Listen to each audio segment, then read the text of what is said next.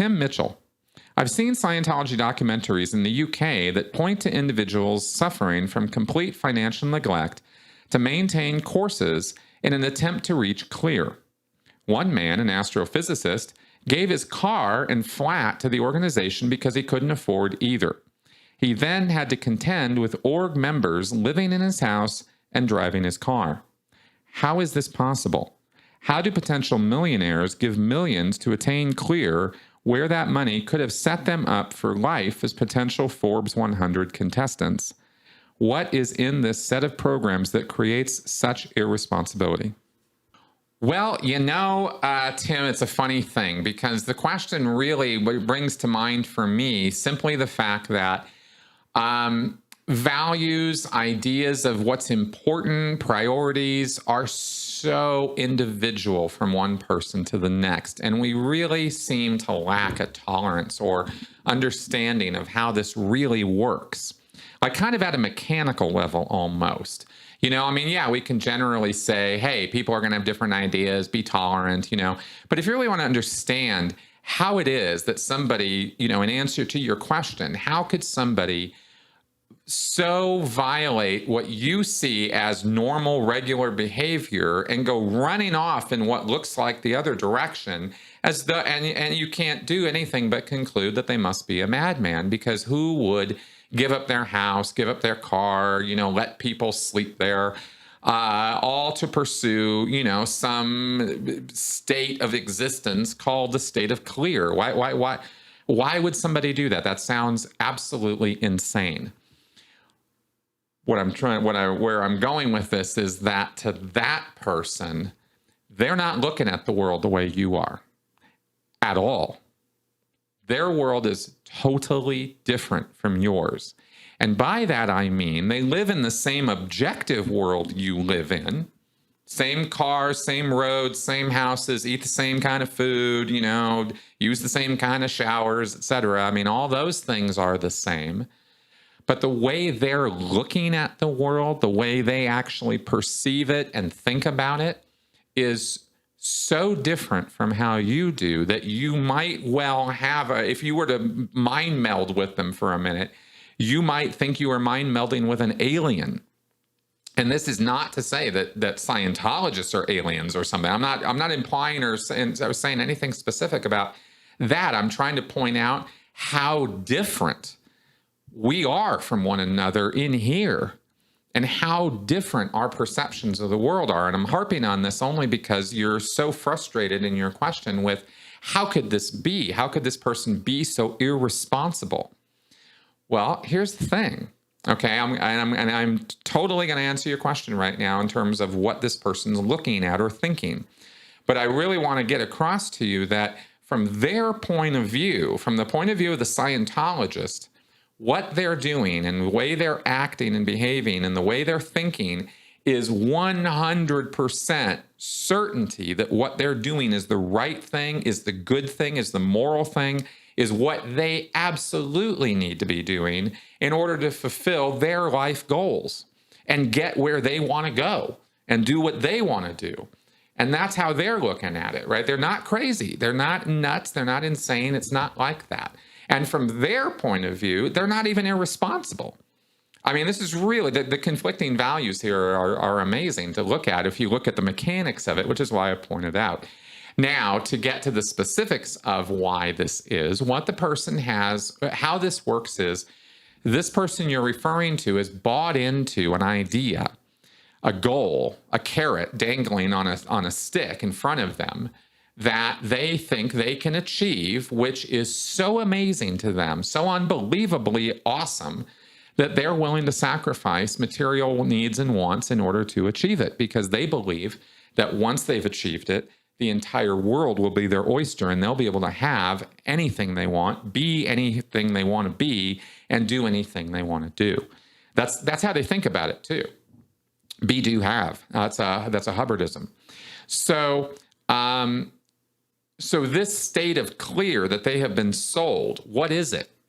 Well, the state of clear basically is a state of mind, a mental health condition, I guess you could say, or a state where you have excoriated or removed from your psyche, from your mind, from your thinking, all of the pain and trauma and stress and anxiety and all the crazy making things and all the stuff that's in your past that is clinging to you and keeping you down and holding you back, all the uncertainties, the fears, the doubts, the reservations, the self recriminations, all those times that you tell yourself you're not good enough, you're not strong enough, you're not able to make it happen, nobody likes you, everybody hates you, you might as well go eat mud, whatever these things are that we say to ourselves. The source of that, according to Scientology, is one thing, and it's a part of your psyche called the reactive mind.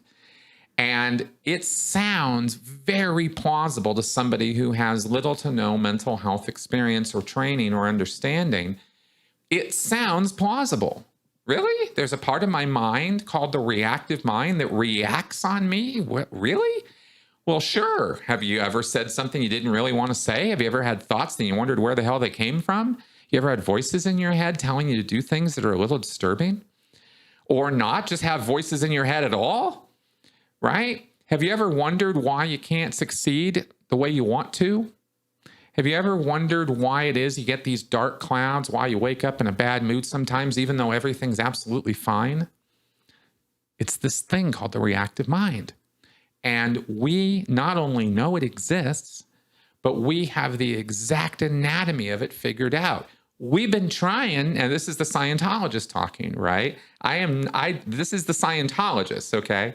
This isn't me. Okay, so the Scientologists will tell you, we've been trying to give this to psychology for decades. They don't want to have anything to do with it. You know what we found out?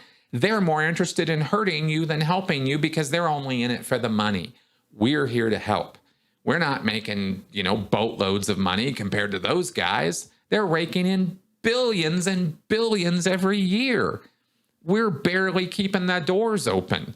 And remember, from the point of view of the Scientology staff member, what he's saying is true. They are barely keeping their doors open, right? So he's sitting there doing his sales pitch and telling this guy that this state of clear can be achieved, and all those fears, all those doubts, all those horrible things about yourself that you really don't like and wish weren't there, well, guess what? It's actually not you. And we have the power to take it away. And think of how empowered, how amazing, how awesome you and your life will be if all of that is gone. And I mean gone forever, not just relieved a little bit. It's not just having a good day. It's fucking gone. And it's never coming back. Sounds pretty good, doesn't it? It sounds too good to be true because it is too good to be true. But if you're in a vulnerable place and you have a problem and you don't know what to do about it, and somebody can convince you that they have the answer, you will give anything to solve that problem. If it's a big enough problem for you, right? And when people hit these life crossroads where they're appealing to Scientology for help, or they're wandering into a Scientology organization, or a friend of theirs who's a Scientologist brings them in, which is how most Scientologists are made, by the way, is through the friends and family line, right? But if you're in that place of vulnerability, that place of need, of emotional, you need some emotional rescue here.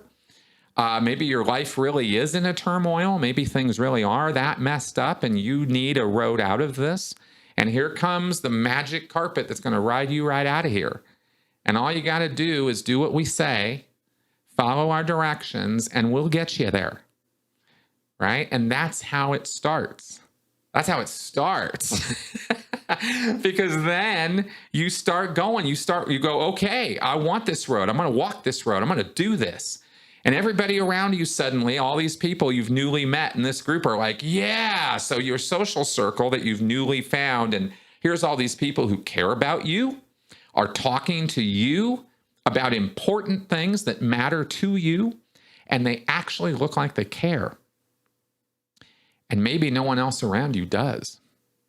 right? I want to flip the script a little bit here, because one of the reasons people get involved in destructive cults is because, or narcissistic relationships, by the way, is because this person or this group are people who are actually willing to listen to them. And they go to their friends, they go to their family. They don't want to hear it. They got their own problems. They're not interested, right? Or maybe they'll lend an ear, but they don't really have any ideas. They don't really know what to do, right? So you go down to the pub and you have a few, but then you still got the same problems, right? And they've listened, but so what?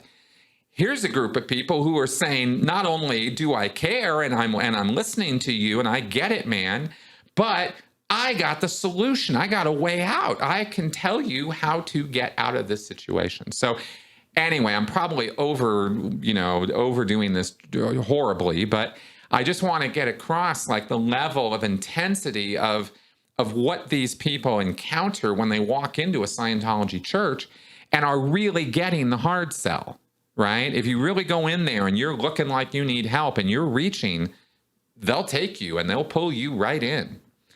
And to these kind of results, because once you start walking that walk and you're committed, then it has to work. Now the sunk cost fallacy starts going into play and a number of other things.